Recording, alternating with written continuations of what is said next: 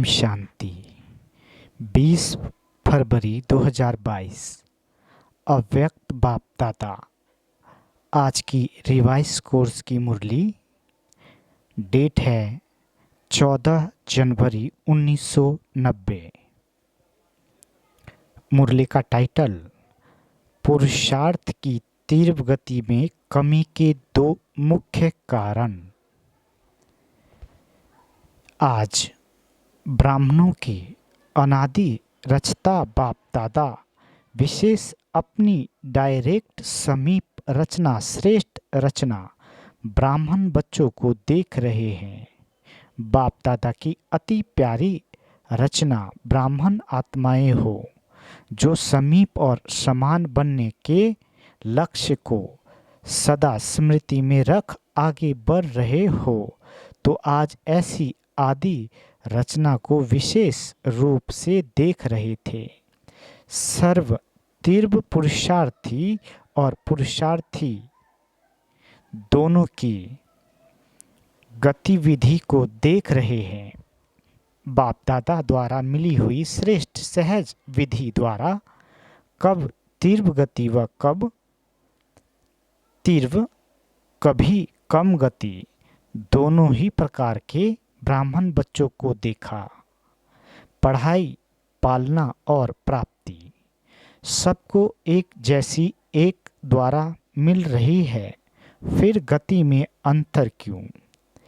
तीव्र पुरुषार्थी अर्थात first division वाले और पुरुषार्थी अर्थात सेकंड डिवीजन में पास होने वाले।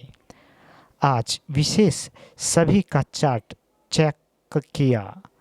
कारण बहुत है, लेकिन विशेष दो कारण हैं। चाहना सबकी फर्स्ट डिवीजन की है, सेकंड डिवीजन में आना कोई नहीं चाहता, लेकिन लक्ष्य और लक्षण दोनों में अंतर पड़ जाता है। विशेष दो कारण क्या देखे?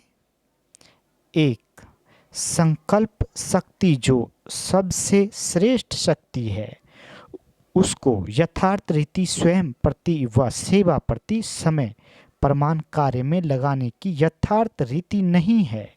दूसरा, कारण वाणी की शक्ति को यथार्थ रीति समर्थ रीति से कार्य में लगाने की कमी।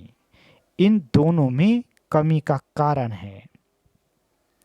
यूज के बजाय लूज शब्दों में अंतर थोड़ा है, लेकिन परिणाम में बहुत अंतर पड़ जाता है। बाप दादा ने सिर्फ 3-4 दिन की रिजल्ट देखी, टोटल रिजल्ट नहीं देखी। हर एक की 3-4 दिन की रिजल्ट में क्या देखा? 50% अर्थात आधा आधा संकल्प और बोल में दोनों शक्तियों के जमा का खाता 50%, आत्माओं का 40% और व्यर्थ का व साधारण का खाता 60% देखा। तो सोचो जमा की कितना हुआ? ज़्यादा। वचन किसका हुआ? इसमें भी वाचा के कारण मनसा पर प्रभाव पड़ता है। मनसा वाचा को भी अपनी तरफ खींचती है। आज बाप दादा वाणी अर्थात बोल की तरफ विशेष अटेंशन दिला रहे हैं, क्योंकि बोल का संबंध अपने साथ भी है और सर्व के साथ भी है। और देखा क्या? मनसा द्वारा याद में रहना है, उसके लिए फिर भी बीच बीच में प्रोग्राम रखते हैं, लेकिन बोल के लिए अलबेलापन ज़्यादा है। इसलिए बाप दादा इस समय विशेष अंडरलाइन करा रहे हैं। 2 वर्ष पहले बाप दादा ने विशेष पुरुषार्थ में सेवा में आगे बढ़ने वाले महारथी आत्माओं को और सभी को 3 बातें बोल के लिए कही थी। कम बोलो, धीरे बोलो और मधुर बोलो। व्यर्थ बोलने की निशानी है, वह ज़्यादा बोलेगा। मजबूरी से समय प्रमाण संगठन प्रमाण अपने को कंट्रोल करेगा, लेकिन अंदर ऐसा महसूस करेगा जैसे कोई ने शांति में चुप करने लिए बांधा है। व्यर्थ बोल बड़े ते बड़ा नुकसान क्या करता है? एक तो शारीरिक एनर्जी समाप्त होती क्योंकि खर्च होता है, और दूसरा समय व्यर्थ जाता है। व्यर्थ बोलने वाले की आदत क्या होगी? छोटी सी बात को बहुत लंबा चौड़ा करेगा और बात करने का तरीका कथा मुआफिक होगा। जैसे रामायण महाभारत की कथा इंटरेस्ट से सुनाते हैं ना, खुद भी रुचि से बोलेगा, दूसरे की भी रुचि पैदा कर लेगा। लेकिन रिजल्ट क्या होती? रामायण महाभारत की रिजल्ट क्या है? राम वनवास गया, कौरवों और पांडवों की युद्ध हुई। कहानी जैसा दिखाते हैं, सार कुछ भी नहीं, लेकिन साज बहुत रमणीक होता है। इसको कहते हैं कथा। व्यर्थ बोलने वाले माया के प्रभाव के कारण वह कमजोर आत्मा है। उन्हों को सुनने और सुनाने के साथी बहुत जल्दी बनते हैं। ऐसी आत्मा एकांत प्रिय हो नहीं सकती, इसलिए वह साथी बनाने में बहुत होशियार होगा। बाहर से कभी कभी ऐसे दिखाई देता है कि इन्हों का संगठन पावरफुल और ज़्यादा लगता है, लेकिन एक बात सदा के लिए याद रखो कि माया के जाने का अंतिम चरण है, इसलिए विदाई लेते लेते भी अपना तीर लगाती रहती है। इसलिए कभी कभी कहाँ कहाँ माया का प्रभाव अपना काम कर लेता है, वह आराम से जाने वाली नहीं है। लास्ट घड़ी तक डायरेक्ट नहीं तो इनडायरेक्ट, कड़वा रूप नहीं तो बहुत मीठा रूप, और नया नया रूप धारण कर ब्राह्मणों की ट्रायल करती रहती है। फिर भोले भाले ब्राह्मण क्या करते, ये तो बाप दादा ने सुनाया ही नहीं था कि इस रूप में भी माया आती है। अलबेलेपन के कारण अपने को चेक भी नहीं करते और सोचते कि बाप दादा तो कहते हैं कि माया आएगी। आधा अक्सर याद रखते हैं कि माया आएगी, लेकिन माया जीत बनना है ये भूल जाते हैं। बाबा कहते और बात व्यर्थ व साधारण बोल के भिन्न भिन्न रूप देखे। एक सीमा से बाहर अर्थात लिमिट से पड़े, हंसी मजाक दूसरा, टोटिंग्स में वे तीसरा, इधर उधर के समाचार इकट्ठा कर सुनना और सुनाना चौथा, कुछ सेवा समाचार और सेवा समाचार के साथ सेवाधारियों की कमजोरी का चिंतन, ये मिक्स चटनी, और पांचवा अयुक्तियुक्त बोल जो ब्राह्मणों की डिक्शनरी में है ही नहीं। ये 5 रूपरेखाएं देखी, इन पांचों को ही बाप दादा व्यर्थ बोल में गिनती करते हैं। ऐसा नहीं समझो, हंसी मजाक अच्छी चीज है। हंसी मजाक अच्छा वो है जिसमें रूहानियत हो, और जिससे हंसी मजाक करते हो उस आत्मा को फायदा हुआ, टाइम पास हुआ या टाइम वेस्ट गया। रमणीकता का गुण अच्छा माना जाता है, लेकिन व्यक्ति, समय, संगठन, स्थान, वायुमंडल के प्रमाण रमणीकता अच्छी लगती है। अगर इन सब बातों में से एक बात भी ठीक नहीं तो रमणीकता भी व्यर्थ की लाइन में गिनी जाएगी, और सर्टिफिकेट क्या मिलेगा कि हंसाते बहुत अच्छा है लेकिन बोलते बहुत है। तो मिक्स चटनी हो गई ना। तो समय की सीमा रखो, इसको कहा जाता है मर्यादा पुरुषोत्तम। कहते हैं मेरा स्वभाव ही ऐसा है। ये कौन सा स्वभाव है? बाप दादा वाला स्वभाव है, तो इसको भी मर्यादा पुरुषोत्तम नहीं कहेंगे, साधारण पुरुष कहेंगे। बोल सदैव ऐसे हो जो सुनने वाले चातक हो कि ये कुछ बोले और हम सुने। इसको कहा जाता है अनमोल महावाक्य। महावाक्य ज़्यादा नहीं होते, जब चाहे तब बोलता रहे, इसको महावाक्य नहीं कहेंगे। तो सतगुरु के बच्चे मास्टर सतगुरु के महावाक्य होते हैं, वाक्य नहीं। व्यर्थ बोलने वाला अपनी बुद्धि में व्यर्थ बातें, व्यर्थ समाचार, चारों ओर का कूड़ा किचरा जरूर इकट्ठा करेगा, क्योंकि उनको कथा का रमणीक रूप देना पड़ेगा।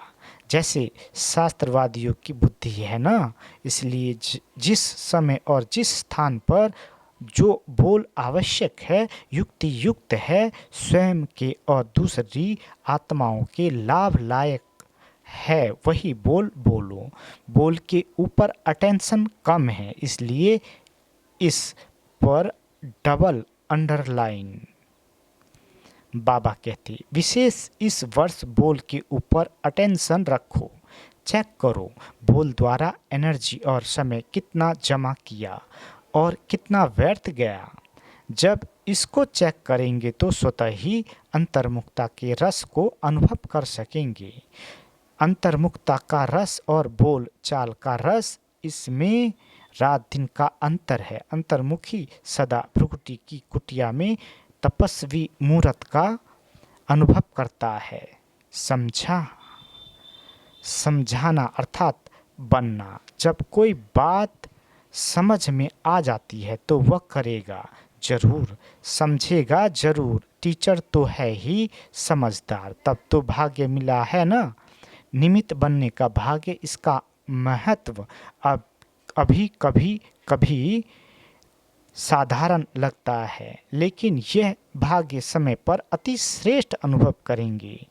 किसने निमित्त बनाया, किसने मुझ आत्मा को इस योग चुना, ये स्मृति ही स्वतः श्रेष्ठ बना देती है। बनाने वाला कौन? शिव बाबा। अगर इस स्मृति में रहो तो बहुत सहज निरंतर योगी बन जाएंगे। सदा दिल में बनाने वाले बाप के गुणों के गीत गाते रहो तो निरंतर योगी हो जाएंगे। बाबा कहते, ये कम बात नहीं है। सारे विश्व की कोटों की कोट करोड़ों आत्माओं में से कितनी निमित्त टीचर बनी हो। ब्राह्मण परिवार में भी टीचर कितनी है, तो कोई में कोई हो गई ना।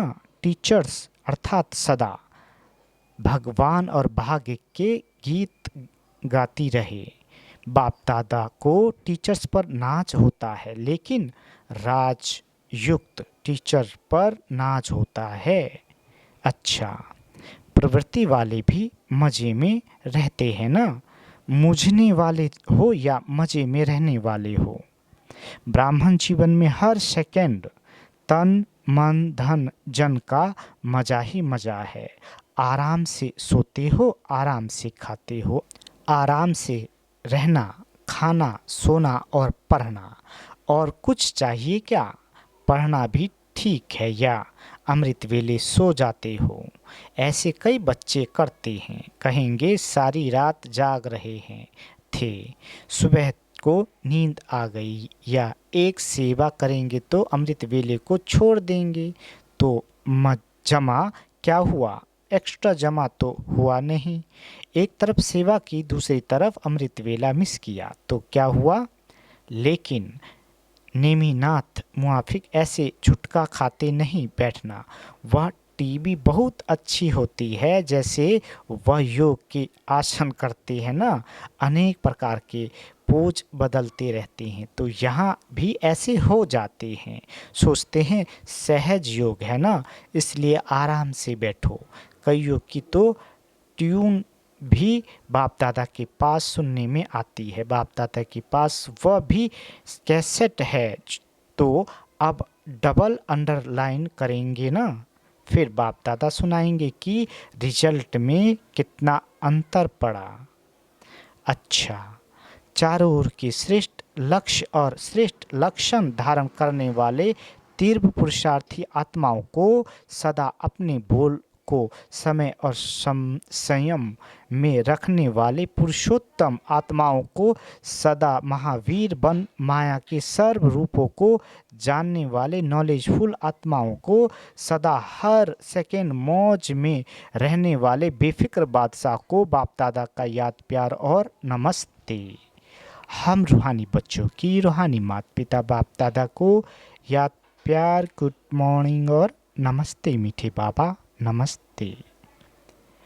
अव्यक्त बाप दादा की पार्टियों से मुलाकात।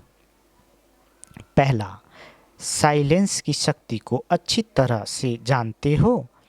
साइलेंस की शक्ति सेकंड में अपने स्वीट होम शांति धाम में पहुंचा देती है। साइंस वाले तो और फास्ट गति वाले यंत्र निकालने का प्रयत्न कर रहे हैं, लेकिन आपका यंत्र कितनी तीव्र गति का है, सोचा और पहुंचा ऐसा यंत्र साइंस में है जो इतना दूर बिना खर्चे के पहुंच जाए। वो तो एक एक यंत्र बनाने में कितना खर्चा करते हैं, कितना समय और कितनी एनर्जी लगाते हैं। आपने क्या किया, बिना खर्चे मिल गया। यह संकल्प की शक्ति सबसे फास्ट है। आपको शुभ संकल्प का यंत्र मिला है, दिव्य बुद्धि मिली है। शुभ मन और दिव्य बुद्धि से पहुंच जाते हो। जब चाहे तब लौट आओ, जब चाहो तब चले जाओ। साइंस वालों को तो मौसम भी देखनी पड़ती है, आपको तो ये भी नहीं देखना पड़ता कि आज बादल है, नहीं जा सकेंगे। आज कल देखो बादल तो क्या थोड़ी सी फागी भी होती है तो भी प्लेन नहीं उड़ सकता, और आपका विमान एवर रेडी है। या कभी फागी आती है, एवर रेडी है, सेकंड में जा सकते हैं। ऐसी तीव्र गति है। माया कभी रुकावट तो नहीं डालती है। मास्टर सर्वशक्तिमान को कोई रोक नहीं सकता। जहाँ सर्वशक्तियाँ हैं वहाँ कौन रोकेगा। कोई भी शक्ति की कमी होती है तो समय पर धोखा मिल सकता है। मानो सहन शक्ति आप में है, लेकिन निर्णय करने की शक्ति कमज़ोर है। तो जब ऐसी कोई परिस्थिति आएगी जिसमें निर्णय करना हो, उस समय नुकसान हो जाएगा। होती एक ही घड़ी निर्णय करने की है, हाँ या ना, लेकिन उसका परिणाम कितना बड़ा होता है। तो सब शक्तियाँ अपने पास चेक करो। ऐसे नहीं ठीक है चल रहे हैं, योग तो लगा रहे हैं, लेकिन योग से जो प्राप्तियां है वह सब है, या थोड़े में खुश हो गए कि बाप तो अपना हो गया। बाप तो अपना है, लेकिन प्रॉपर्टी वर्षा भी अपनी है न, या सिर्फ बाप को पा लिया वो ही ठीक है। वर्षे के मालिक बनना है न। बाप की प्रॉपर्टी है सर्वशक्तियाँ, इसलिए बाप की महिमा ही है सर्वशक्तिमान ऑलमाइटी अथॉरिटी। सर्वशक्तियों का स्टॉक जमा है, या इतना ही है, कमाया और खाया बस। बाप दादा ने सुनाया है कि आगे चलकर आप मास्टर सर्वशक्तिमान के पास सब भिखारी बनकर आएंगे। पैसे या अनाज के भिखारी नहीं, लेकिन शक्तियों के भिखारी आएंगे। तो जब स्टॉक जमा होगा तब तो देंगे ना। दान वही दे सकता जिसके पास अपने से ज़्यादा है। अगर अपने जितना ही होगा तो दान क्या करेंगे। तो इतना जमा करो। संगम पर और काम ही क्या है, जमा करने का ही काम मिला है। सारे कल्प में और कोई युग नहीं है जिसमें जमा कर सको। फिर तो खर्च करना पड़ेगा। जमा नहीं कर सकेंगे तो जमा के समय अगर जमा नहीं किया तो अंत में क्या कहना पड़ेगा, अब नहीं तो कब नहीं। फिर टू लेट का बोर्ड लग जाएगा। अभी तो लेट का बोर्ड है, टू लेट का नहीं। सभी आत्माओं ने इतना जमा किया है, शक्तियाँ हो या घर की माताएं हो। शिव शक्तियाँ कहने से शक्तियाँ याद आती है। किन माताओं को बाप ने शिव शक्तियाँ बना दिया है? अगर कोई शक्ल आकर देखे तो क्या कहेंगे, ऐसी शक्तियाँ होती है क्या? लेकिन बाप ने पहचान लिया कि वह आत्माएं शक्तिशाली है। बाप तो आत्माओं को देखता है ना, बूढ़ा देखता देखता ना जवान देखता ना बच्चा देखता। आत्मा तो बूढ़ी व छोटी है ही नहीं। तो ये खुशी है ना कि हमको बाबा ने शिव शक्ति बना दिया। दुनिया में कितनी पढ़ी लिखी माताएं हैं, लेकिन बाप को गांव वाले ही पसंद है। क्यों पसंद है? सच्ची दिल पर साहिब राजी। बाप को सच्ची दिल प्यारी लगती है। जो भोले होंगे उन्हें झूठ कपट करने नहीं आएगा। जो चालाक चतुर होती हैं उसमें ये सब बातें होती है। तो जिसकी दिल भोली है अर्थात दुनिया की मायावी चतुराई से पड़े हैं, वो बाप को अति प्रिय है। बाप सच्ची दिल को देखता है, बाकी पढ़ाई को, शकल को, गांव को, पैसे को नहीं देखता है। सच्ची दिल चाहिए, इसलिए बाप का नाम दिल वाला है। अच्छा, बाबा वरदान देते, दृढ़ निश्चय द्वारा फर्स्ट डिवीजन के भाग्य को निश्चित करने वाले मास्टर नॉलेजफुल भव। बाबा कहते दृढ़ निश्चय भाग्य को निश्चित कर देता है। जैसे ब्रह्मा बाप फर्स्ट नंबर में निश्चित हो गए, ऐसे हमें फर्स्ट डिवीजन में आना ही है। ये दृढ़ निश्चय हो। ड्रामा में हर एक बच्चे को ये गोल्डन चांस है।